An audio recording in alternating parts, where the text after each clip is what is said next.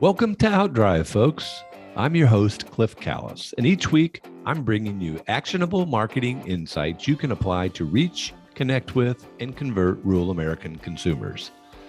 Outdrive is powered by Callis, a full-service advertising agency with a focus on marketing rural America.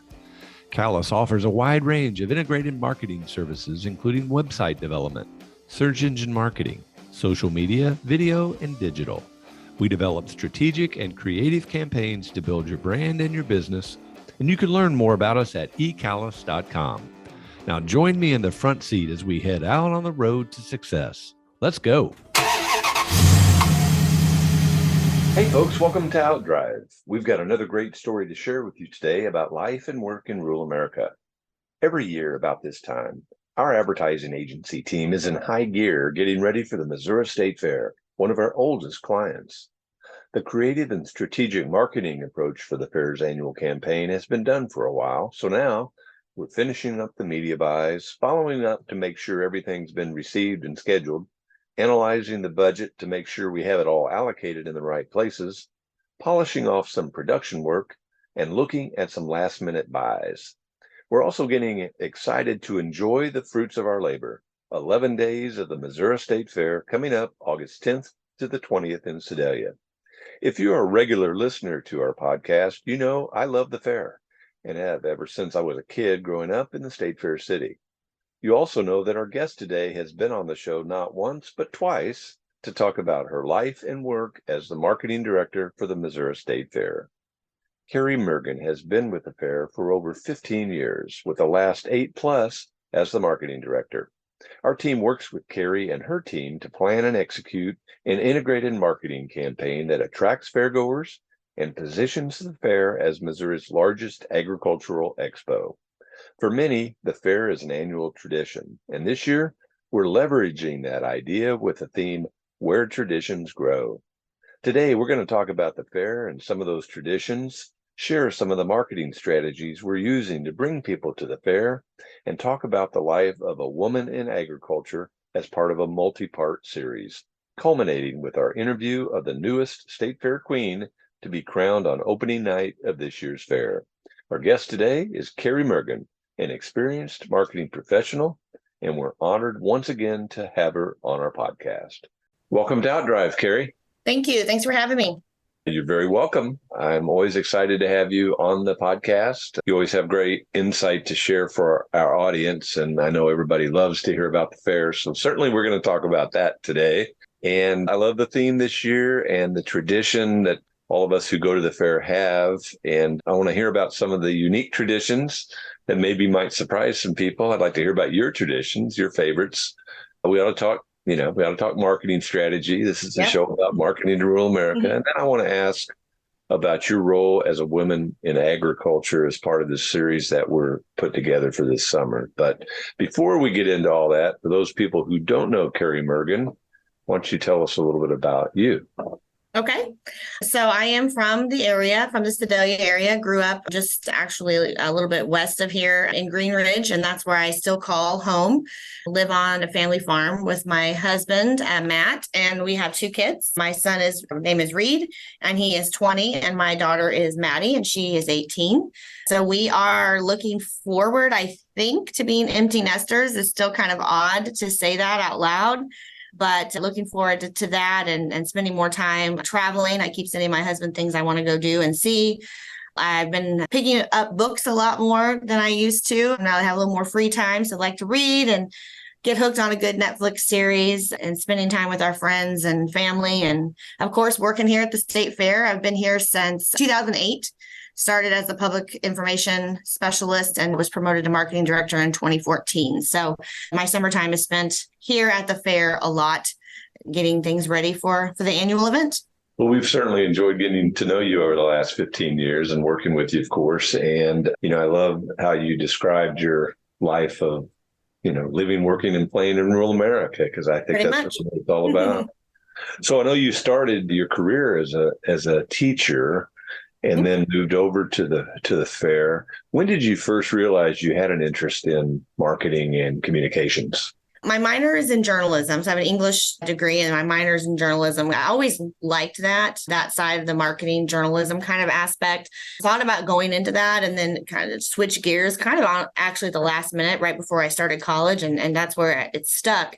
But I always really liked that side of my degree, working desktop publishing and writing and things like that. Always really was something I was really interested in. And so the job here at the fair opened up in the marketing office and I just, applied for it to see what it was all about. Making the change out of education was a big one. And I think I shocked my husband when I said, I think I want it. And he was like, really? Like really shocked that I, was wanting to try something different. Again, something that I was always interested in. I just had not really pursued that in college. So after learning about the job, and then honestly, my job as the public relations specialist was more desktop publishing and a lot of like PR writing. And so I learned a lot from the previous marketing director, definitely one of my mentors, and learned really a lot about it from her. So most of my knowledge as it pertains to marketing has been on the job training for sure, and learning from her, learning from the team at Callis. We've worked with some great people there over the years. So it just kind of has grown and it's continually, I learn something new every day for sure about marketing, and being able to listen to your podcast and see the things that you guys do definitely helps keep my interest peaked for sure. Well, thank you. That's very flattering. I appreciate you saying that.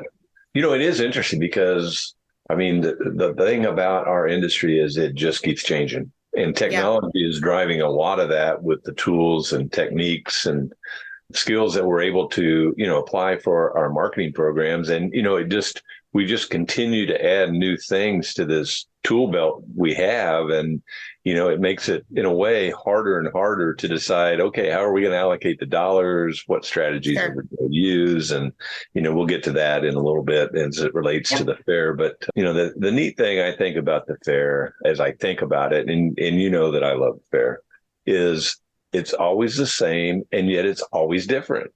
So the theme this year works so well because everybody that has been to the fair probably already has their traditions, but I'm kind of jumping ahead. I'm excited to talk about it. But first of all, tell us about this year's Missouri State Fair. This year's dates are August 10 to 20. It is in Sedalia. It has been since it started in 1901. We get asked that. I actually get asked that quite a bit. How long has the fair been in Sedalia? And the answer is forever. So we anticipate a good crowd again. The economy, right now in our area, we're a little low on water. So some drought conditions, I hate to say that word, but we never know what's going to happen, especially with our rural community. But looking forward to welcoming approximately 350,000 people again, which is what we have been averaging to our community, which is great when you consider that the Sedalia population is about 20,000. So definitely bringing a lot of people to the community, which is awesome. Again, offering something for everyone is what I usually tell people. If you come to the fair, you're going to be able to see all kinds of things. And hopefully, like you said, you're going to be able to see your favorites and then also, maybe see something new that you've never seen before. So it's inevitable that I get asked the question every year. So did you guys come up with the theme? Yep. Tell us how the theme came to be this year. So you guys always send us a great list of ideas. And usually, we take that list and we brainstorm internally for sure. And we sit around and talk about it. And everyone has things that jump out at them that they like better than others. And, someone will say, really, you like that? And so it's kind of an interesting dynamic. Here at the fair, we have, I think our youngest full-time staff member is 23 or 4, and then on up to some more seasoned staff members that have been here, going on over 25 years. So it's very interesting to hear everybody's perspectives. And so we've tossed around the tradition idea for years because it does come in number one on our surveys. Why do you come to the fair? It's because it's a family tradition. And so I've toyed with that idea for quite a while now, but traditions isn't a fun word. It's just not, like, it doesn't sound fun. We talk about words like heritage and all the words that come to mind when you think about the fair's history, and they're just not very fun. So trying to put it into a theme has been difficult. And we literally were sitting in a staff meeting, actually after a staff meeting, just sitting around talking, goofing around, needing to go back to work, to be honest with you. And one of our more seasoned staff members actually put that together, where traditions grow, because we were talking about the traditions idea. And so I give 100% credit, whether you love it or not, but Nancy Bouse is where that theme came from. And it did stem from, I don't remember the exact theme that Callis had pitched, but it was a similar concept. So that it just kind of grew, and we sat there and went back and forth on how to do it and what to say. And that's where it came from. So we thought it definitely resonated, as you mentioned, with why people come to the fair, that family tradition aspect. It also complemented Come Home, which we used for several years in a row. I thought it complemented that very well. And our goal is to just, showcase traditions and hopefully as you see those traditions that other people have, that you'll want to come to the fair and start your own. Yeah, that's right. Well, I think it's very strategic and, certainly has a tie to agriculture with Word Grow. Sure. And, I always think it is a collaborative effort. And rarely is there one that just goes, boop, there it is. Every now and then there is a year where there's just a natural, but it is a challenge. And that's one of the fun and exciting things about advertising is, the desire and need to always come up with creative ideas. And so I thought the social media campaign that you ran to collect traditions was also very clever and creative. Talk a little bit about that, and then maybe share some of the traditions that you learned about. Yeah, so we wanted to use the theme as a way to help us gather traditions from people. And when I say traditions, I'm talking anything. It could be anything from we have to eat a corn dog from this one certain stand at 5:00 on opening day while we wait to watch the parade. That's something pretty minor, but it's just to some family, like that's what they do. And so all the way up to, we have families that have shown livestock at the fair in the swine barn for, over 50 years or whatever. So definitely wanting to showcase all kinds of traditions from anything, something small to something much more substantial. And so we ask our fairgoers to share those. And so on social media, running a campaign of please share those with us, and reiterating we want large and small, giving them a way to submit those through an online portal. We asked people to put them in writing. And then also if they had photographs, they could also submit the photographs that we could use to help showcase the tradition that their family has. We have started on social media now to start showcasing those once we've gotten them, calling it tradition or hashtag tradition takeover. So we're going to showcase those traditions that our fairgoers have submitted. And looking back, I looked through some of the ones that we've got. They fall into a variety of categories, which is what I wanted. Livestock, we have a family that has shown cattle and pigs for years, they said, and that now they're happy to be passing that along to their children and their children's children. And talked about making memories in the barn, the family aspect of being in the livestock barns with other families that maybe they only see once a year here at the state fair. I also had another family submit a tradition. They literally started showing last year. And now they're, that's going to become a new tradition for them. They were able to show and then wanting to continue to do that as the years move forward. Several people mentioned music, going to concerts and being able to come to the fair and have, some pretty big names here, especially if you live here in Sedalia. I mean, you can go to Kansas City, you can go to Columbia, you can go to St. Louis, you can go to the lake to see shows, but to be able to have those artists right here in our backyard is pretty cool. And that's one of my things that I remember. My very first concert I ever saw was here at the state fair with my grandma. It was the Oak Ridge Boys, and I was probably like 6 years old or something. And I remember that. A lot of people mentioned a lot of the exhibits, Otto the Talking Car, Buddy Bear, the Butter Cow. Those are traditions that people seek out those things every year. Someone specifically mentioned getting a glass of chocolate milk in the Farm Bureau building, which my husband worked for Farm Bureau eons ago, and I worked that booth, and those people are crazy about that chocolate milk. They got to come in and get that 25-cent. On a hot day, I can't imagine, but people love it. And it's been 25 cents for as long as I can remember. Food, also corn dogs, funnel cakes, a lot of the typical fair foods were mentioned. Camping, someone actually had a picture of this, submitted a photo of their baby, or I don't know if it was a baby, it was a small child. And it said, what's better than waking up each morning at the state fair? And I thought that is, as a child, how cool is that? Like you wake up in your camper and you look outside and there's the Ferris wheel or something, right outside your window. So how cool of a tradition is that going to be for that child? We have people that celebrate birthdays at the fair and they submitted about that. And then one of the more heartwarming ones, a family that their family has shown at the fair for years, and they actually had a bench donated and here on the fairgrounds for him. And so every year the family gets together and they have a photo taken at that bench every year. So that's a pretty great one that, as other people do that as well, but they actually submitted that as their family tradition. So it'd be neat to see their family photo change, as the years progress. So lots of cool things. And again, exactly what I was hoping for with a bunch of different types of traditions being submitted. You're right. Some of them are really like big time, and others are small, just like the corn dog at 5 o'clock waiting for the parade. You've been coming to the fair for a long time too, growing up in the area. What are some of your favorite traditions? They're probably a little different. Yes. So I lived, as I mentioned, just west of the fairgrounds. That's where I grew up. And so one of my first memory/tradition that I remember is driving into Sedalia. We would come in on Y Highway, which is 16th Street, which is right out front of the grounds. And I would see the Ferris wheel. And I remember popping over the hill and there it was. And I was just like, the fair's here. Like that was it for me. So the Ferris wheel is still something for me that I don't necessarily get on it anymore.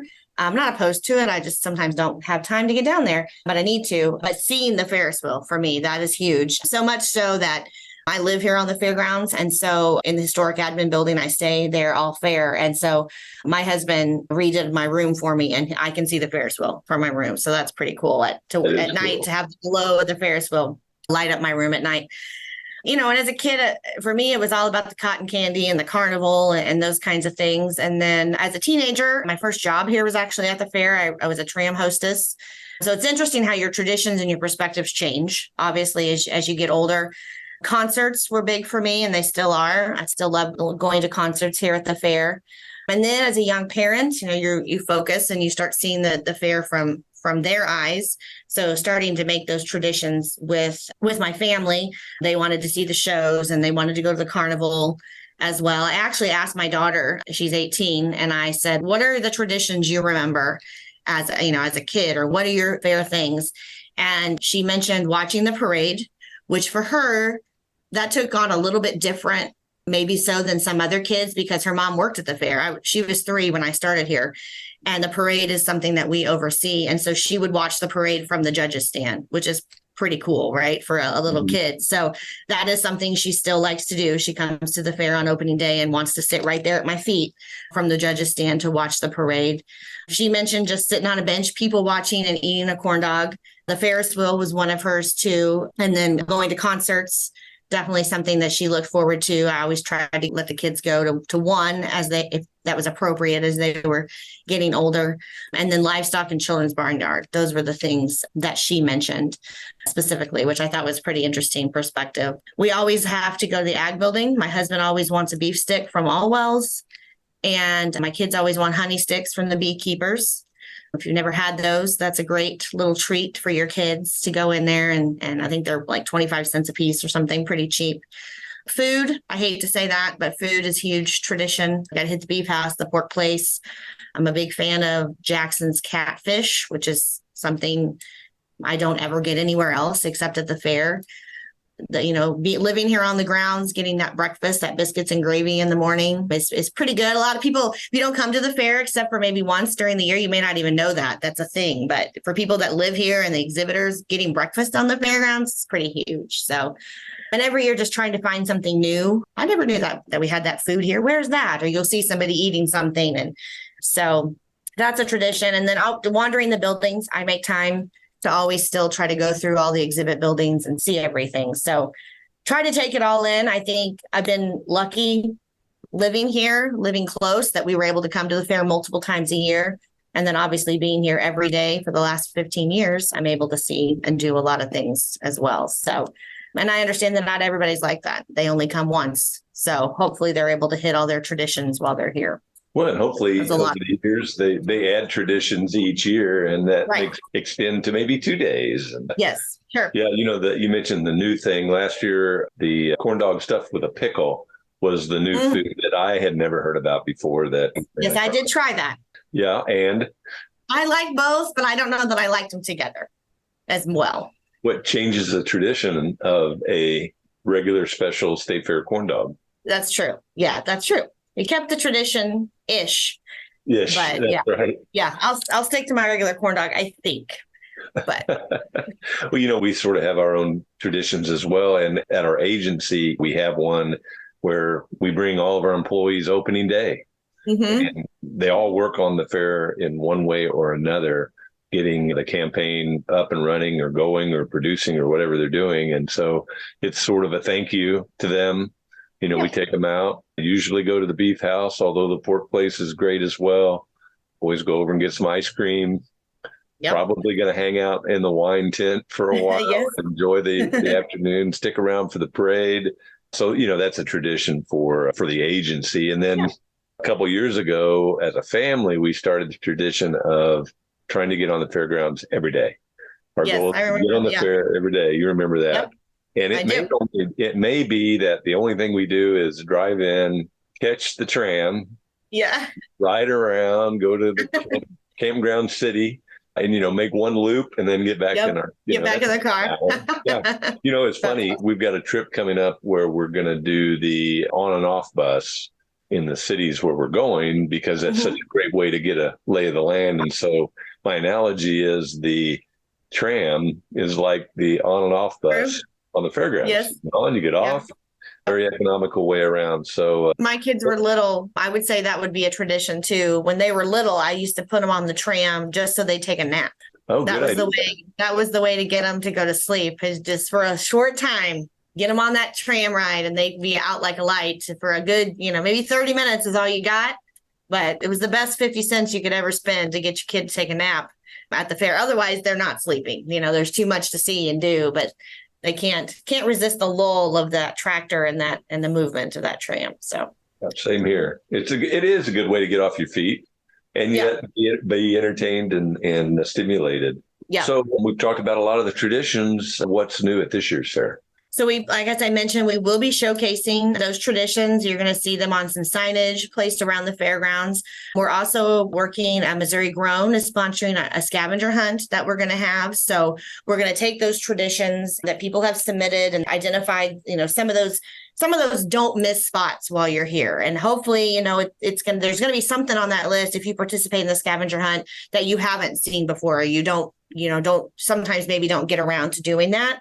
We're going to have all those, you could call it a multiple thing. Last year our theme was bucket list. It's kind of a bucket list also of things that we want to make sure that you see at the fair, because people have identified them as these are the things that you need to experience. And so we are working on that right now, taking all of those ideas and then going to have those available. It'll just be a little handout that you can pick up at the Missouri Grown booth or at our information booth. We'll have it online also that you can download and print it off or have it on your phone and look at it, and just, to go around and make sure that you're identifying and seeing those things that our fairgoers have shared as a tradition here at the state fair. So I'm kind of excited about that. People love a good scavenger hunt. I think you guys have done that too at the agency. People love that. Our campers love that. It gives them something to do. They're here every day. So there's something for you guys to do when you come. Just do the scavenger hunt one day while you're here.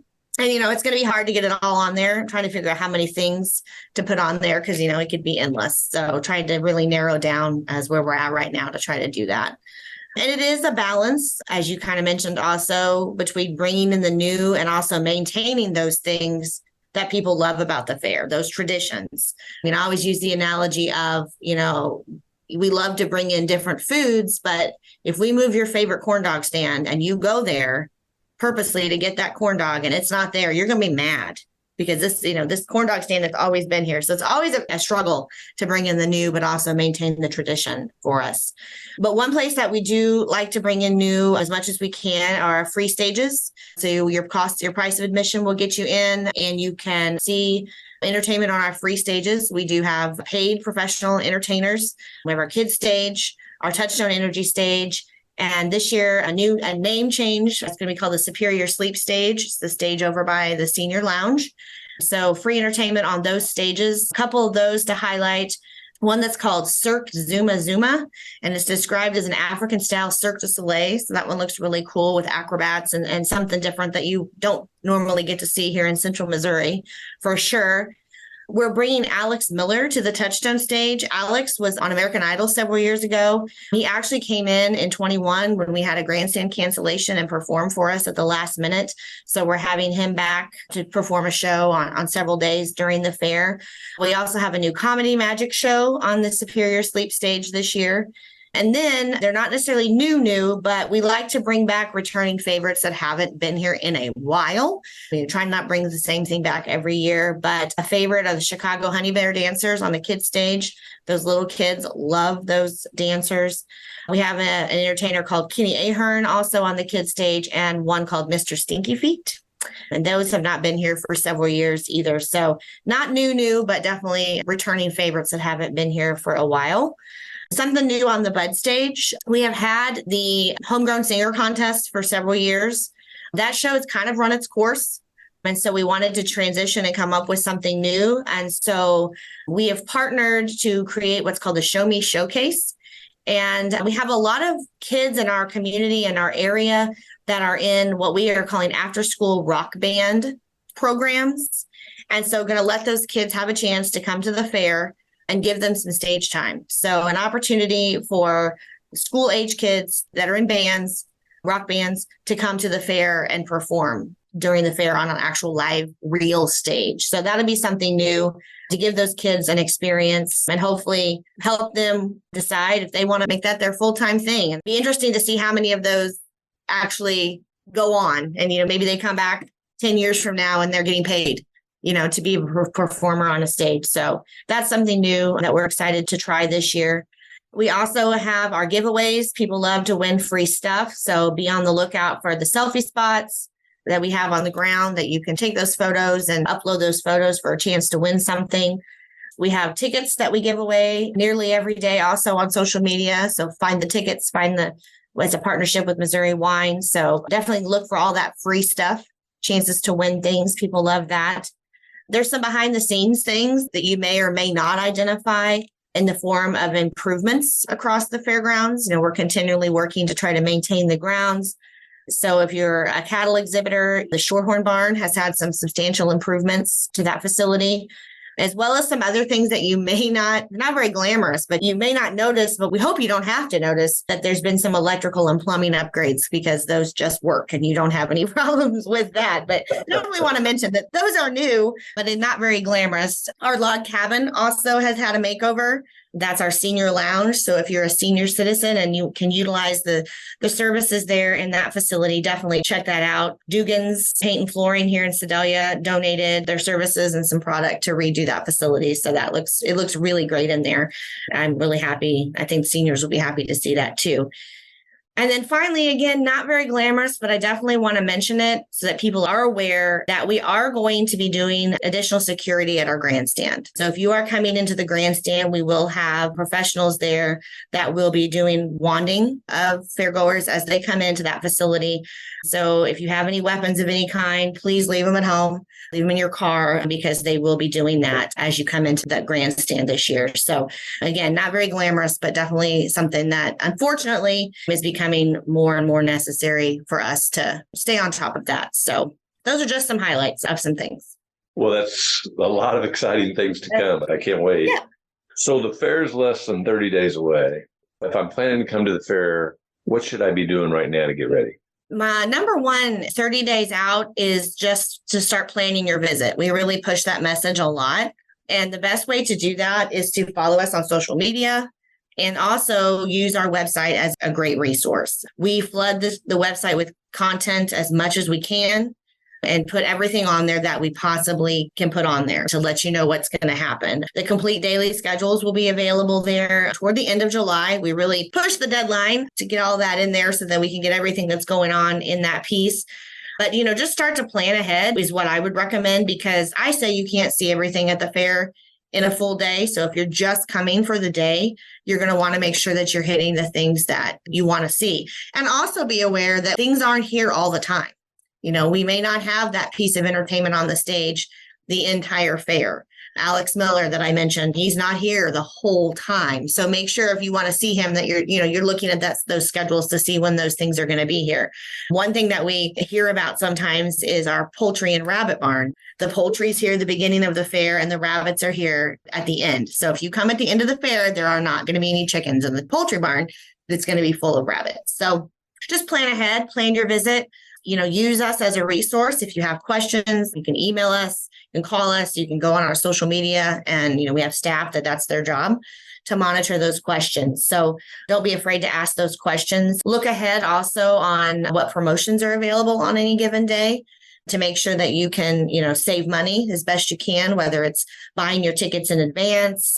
Some days it's cheaper to buy your tickets at the gate because there's a great special that day. So definitely just planning ahead and ask us if you have questions. Don't hesitate to reach out to the fair and say, hey, I'm coming on such and such day. Can you guide me? And can you give me some insight as to what I might want to do, or where can I get the best ticket, or whatever it is that they want to do when they're here? Yeah, that's great advice. Great advice. Plan ahead, plan your trip, make it special. So we've been working collaboratively on this marketing campaign where traditions grow for several months now. Talk about what goes into planning the annual marketing campaign. So we try to have the new theme established, or at least started to think about before the current fair is even over. I think Megan, our account exec, asked me that not too long ago. She's like, I guess we need to start thinking about now. I'm like, yep, we already do. It's crazy to think about. So, the theme is important because it does kind of guide and keeps things fresh for us. We have used the same thing multiple years in a row, and which is fun as well, but it's hard to come up with new stuff. That theme definitely helps drive that for us. So that's where it starts. It's a year-round process. Yes, I work at the fair all year round. There's 23 of us that do, which blows a lot of people's minds. I don't just start this job in June. So starting with the theme is usually from the marketing perspective where we like to start. We work with your team at Callis after the fair to talk about, what worked, what didn't work, what things performed well and what didn't. There's always new things in marketing, or we hope so anyway. So trying to figure out what's good to add in. And sometimes adding in means you have to take away. So figuring out what worked and what didn't is important. And then, how to best allocate, those dollars appropriately for sure. We have some great media and advertising partners and sponsors that we work with who do provide great marketing exposure and coverage for us. We try to maximize and share the word across the state as best we can, knowing that we can't hit everywhere for sure. We can't advertise on every radio station out there, but trying to figure out, who has the best reach and can, give us the best bang for our buck for sure. The Division of Tourism is a great media and advertising partner with us. They provide some dollars to help us do that. So we really appreciate I give them a shameless plug to them for their partnership, because they definitely want the fair to succeed to help Missouri tourism. One thing that is very important to me, and it's a balancing act, but staying mindful of our core market. The fair's been around since 1901, and we have our tried and true core fair fan base that comes to the fair. They're our biggest advocates on social media. They're knowledgeable about, what goes on at the fair. And I definitely want to be mindful of them and not forget to market to them as well. I want them to come to the fair and I want them to be invested in what we're doing. But on the flip side, I also want new people to come. And so trying to balance that is a challenge for sure. The balance of being mindful of the core and then also trying to market to new people. So coming up with different ways to do that is a challenge, but it's definitely something that we work to try to balance out as best as we can. Well, and you do a great job of it, Kari. And, people need to know that everyone can become a fair fan. All you have to do is go to the website or through social media and sign up. And then all of a sudden you're going to get communications really throughout the year about what's going on. Yes. And, I think you made a couple of great points. One is the evolving role of marketing, because it's always changing, and you're very good about letting us at the agency try new things. Sometimes they work, sometimes they don't, and we do research to know so that we can grow certain things and pull away from certain other things that aren't working. You mentioned one of your challenges in marketing. What are some others that you might have? So we know that we're competing for people's recreational dollar. There's a lot of things to do, especially in central Missouri, which is awesome. And we want to be a part of that. But there is competition, particularly in the entertainment and concert venue. And we hear about that all the time. We know why don't you have this big name star? And there's a reason, and there's multiple reasons sometimes. Maybe we weren't routed where they were. Maybe they were just too expensive. So cost for sure is also a big challenge with a lot of things, entertainment, as well as fuel, food, all of those things definitely play a part into that. COVID threw a huge curveball to us all, and we're all trying to, I hate the term new norm, but I mean, that's kind of where we're at. I think still with a lot of things, especially in the entertainment and the fair industry. And I mentioned earlier, balancing that media mix to maximize exposure. That's a challenge because there are so many things out there that we can do and we can try. And I'm all for trying something new if we think it's going to be a good way to reach a new audience. And again, like you said, sometimes it works and sometimes it doesn't. So, that competition for the recreational dollar is probably, I would say, the number one challenge, but that's also what makes life fun, right? Because there's a lot of things to see and do. And we just hope that the fair is part of that plan for families, hopefully every year. Well, it is such a great value. You get so much for that admission price. It is a great family adventure and experience. And so, if you don't have it on your calendar, folks, you need to, and you need to be planning ahead for it. I know every year you bring interns on to help support your staff and expand your capacity to get all the work done that you guys have to do. Real quickly, tell us what each one of them, because I think you have 4 this year, right? Yes. Tell us what each one of them does and what you think makes a good intern for maybe somebody that's listening and thinking, hey, I'd love to do an internship at the state fair. So I rely on my college intern team pretty heavily. I tell them when we interview them, I call this, or I say, this is not a go get me coffee internship. You're not going to be running errands and doing little piddly things. I mean, occasionally you might feel like that. I literally told one yesterday, I was like, the worst part of this project is you have to use the paper cutter, to cut paper, something she was working on, having to cut a lot of little things out. So, there are some little mundane tasks, but I said, if you're going to go get me coffee, I'm going to give you some money and you're going to get it for all of us, that kind of thing. So they have real responsibilities, real tasks that they have to do. And those tasks definitely impact the fair goer experience and the overall success of the fair and the team as a whole. Each one is responsible for a major event that happens at the fair. So I will assign them one of the major events. The 4 that really stick out as the major events that our office facilitates. Every day we honor a veteran or an active duty military member. So each day of the fair, we have a special ceremony for them in the afternoon.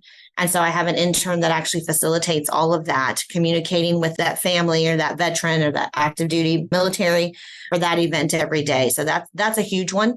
Our governor's tea and breakfast also is a huge one. We work collaboratively with the Department of Ag and some other folks on that as well. But I do have an intern. She's the main person for that. Our opening ceremony, which takes place the morning of opening day. I have an intern that oversees all of the things for that. And then the opening day parade. Those are the big 4 things that the interns do, among other things that they're going to take on. Social media is something that has grown a lot, and I give the interns tasks with social media. 3 members that oversee what I call the proactive side of social media. So they're overseeing our social platforms, Facebook, Twitter, and Instagram, to give information, put out that information about what's going on, all the posts that you see. Those are what I call proactive side to social media.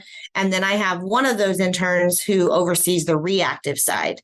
I have found something that has changed a lot is people aren't calling and not even so much emailing questions as much as they used to. They are sending us direct messages on Facebook primarily. And so I have an intern, and that is her job, is to answer those direct messages that come into Facebook. And those will start getting more and more, obviously, as we get closer to the fair, and having to track those, to figure out what's more timely. We'll get them sometimes during the fair, and it'll say, I'm driving to the fair from Columbia right now. What gate do I come in? They send it at 8 o'clock and you don't see it until 11. Well, they're already here and you didn't give them any help. So trying to stay on top of those. During the fair, we actually have more than just one person who oversees those questions. So that's becoming bigger and bigger job. Maybe not as glamorous or as fun as, putting out the social media contests and all that fun stuff, but definitely very important to do. And then also just providing reactions, liking a post or, giving a comment back as the state fair. I don't know if any of you, I've commented on somebody famous and they've liked my comment or they've actually commented back. And I don't know that the fair is famous per se, but, you feel good when you're being acknowledged for what you've said, good or bad, which trust me, we get it all. They also do some graphic design, some PR, marketing help, and then deal with media and sponsor relations, which is a big part of what we do also. So very real experiences, and also unique to the internship is we allow them to live on grounds. All 4 this year are living in the historic admin all summer long and during the fair. So I think that makes for a pretty unique intern experience that they actually get to live on the fairgrounds. And I tell them when they leave here, you have so many interview answer questions, like based on living here and all your experiences. If you don't nail a job interview based on this internship, then I failed you, because they should have a lot to talk about for sure. Good, bad, ugly, all the things. What a great experience. And I know that you're a great mentor for these young people. Talk about a little bit the responsibility and your role as a woman working in agriculture and what it means to you. Sure. So I grew up on a family farm. My mom remarried when I was 4, and my stepdad was a farmer. And so grew up on a farm, but to say that I am Aggie as it is not, I'm not. I was not an FFA. I wish I was. I made my daughter do it. She loves it. I was not necessarily an Aggie person as a youth. Married my husband, his family's farms as well. So I've always been around agriculture, but not really immersed in it. And honestly, it wasn't until I came to work here at the fair and I started to get involved with our fair association, the International Association of Fairs and Expositions, who really, really emphasize the importance of agriculture to the fair industry. If you look at the mission of the Missouri State Fair, the word agriculture, I need to go through it. I guarantee in the mission and the vision and the core values, it's probably in there at least 20 times. So the fair was founded on agriculture. And so my job, I feel like, is to help facilitate and promote agriculture through the fair as much as I can. And ultimately, the way that we try to do that, and it's a collaborative effort, it's not just me for sure, is when you're here at the fair, you may come to the fair because you want to eat a corn dog and you want to ride the Ferris wheel and you want to see the parade. But I guarantee you somewhere along your fair journey, you're going to see something agriculture related. It may not resonate with you at the time that you're seeing agriculture, but you are. You're learning something or you're seeing something, whether it's that piece of equipment you drove by on your tram ride, whatever it is, you're seeing agriculture. And so I think my role in this job for sure is to try to make sure that the fair stays true to that mission and that we're promoting agriculture. We are a division of Missouri Department of Ag, so that's, this definitely falls right in line with that. But to make sure that agriculture stays at the forefront of this fair, and I'm positive that it will. A couple of different fair directors like to use the word caretaker, and that, you're a caretaker of your fair and your fair's mission while you're here. And when you're gone, your job is to make sure that it stays and it perpetuates for years to come. So I think right now, currently, my role is to help facilitate that, not abandon all the other things about the fair, but definitely keeping agriculture at the forefront of what we do, being mindful and making sure that that's what we're doing and we're not losing focus. Yeah, you're doing a great job. It is Missouri's largest agricultural expo, right? Yeah, it is. Absolutely. Well, Kari, I've really enjoyed visiting with you today. I always do. What else would you like to share with our OutDrive audience today that you think they might find interesting or educational or maybe even inspiring? Sure. I think, from a marketing perspective, we just definitely are trying to stay on top of things and staying with the trends, but also not abandoning that tradition and that core that I've mentioned before. And that's definitely a challenge. And I think that probably those that listen to your podcast can probably relate to that on some level with what they're they're working with as well. So I think, keeping that in mind is definitely something that I work really hard to try to do and use you guys and your expertise for that. Other than that, I definitely just want to reiterate that we hope, that everyone listening will want to come to the fair this year. Again, our dates are August 10th through 20th. Those dates do fluctuate, but we do stay around the first part to mid-August every year. It fluctuates with Labor Day. We are located in Sedalia. As I mentioned, we get asked that quite often. Where is the fair? And then just to plan your visit, get on that website and plan your visit and make a plan to come and see us, follow us on social media. And then you mentioned earlier, sign up to be a fair fan. If you sign up on our website, you're going to get all the information, hopefully, that you need, or at least the resource to find what you need through that information that we're sending out. We're looking forward to a great fair. Thank you for having me. You're welcome. Folks, thanks for listening to Outdrive. I hope you've enjoyed our visit today with Kari Mergen, Marketing Director for the Missouri State Fair. Come back again next week and I'll take you down the roads of rural America, where it's heaven on earth. Thanks for taking a ride with us on Outdrive. This episode is complete, so head on over to ecalis.com for more insight you can apply to help drive your business growth. And be sure to sign up for our free monthly e-letter, Outthink, for even more helpful content about marketing to rural America. Have a great day and keep on driving.